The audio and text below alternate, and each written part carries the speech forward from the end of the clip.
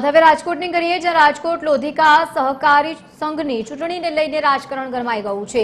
16 director બેઠકો માટે ચૂંટણીનું રસાકસી ભર્યું અત્યારે વાતાવરણ જોવા મળી રહ્યું છે। ચૂંટણી લડવા માટે 4 ફોર્મ ઉપડ્યા છે અને સામે 1 ફોર્મ જમા થયું છે। આવતીકાલે સાંજ સુધી ઉમેદવારી નોંધાવવાનો છેલ્લો દિવસ છે, જ્યારે આગામી ઓગસ્ટની 29 તારીખે ઉમેદવારોની યાદી જાહેર કરવામાં આવશે। ભાજપના 2 દિગ્ગજ આગેવાન સામે સામે છે।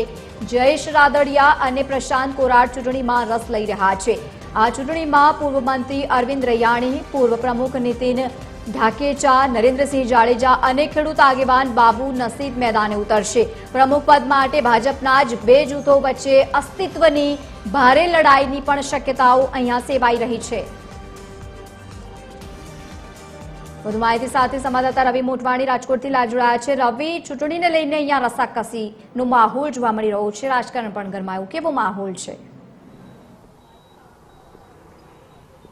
જી લવલીન, જરૂરથી જણાવી દઉં, સહકારી ક્ષેત્ર છે તે ખૂબ મહત્વનું ગણાય છે, કારણ કે સહકારી ક્ષેત્રને લઈને જે ચૂંટણીઓ થતી હોય છે તેનું ખૂબ મહત્વ છે। રાજકોટનું લોધિકા સંઘ છે તે મોટું સંઘ ગણવામાં આવે છે અને તે પ્રતિષ્ઠાનો જંગ ગણવામાં છે। ખાસ કરીને વાત કરવામાં આવે ભાજપના જ 2 જૂથો, એક તરફ પ્રશાંત કોરાટ છે અને બીજી તરફ છે જયેશ રાદડિયા।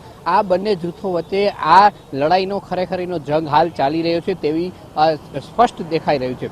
ખાસ કરીને વાત કરવામાં આવે લોધિકા સંઘ પર કોણ પોતાનું વર્ચસ્વ જમાવશે તેના પર સૌ કોઈની નજર છે। હજી ચૂંટણીને વાર છે, ફોર્મ ઉપાડવાનું શરૂ થઈ ગયું છે, અત્યાર સુધી 4 ફોર્મ ઉપડી પણ ગયા છે।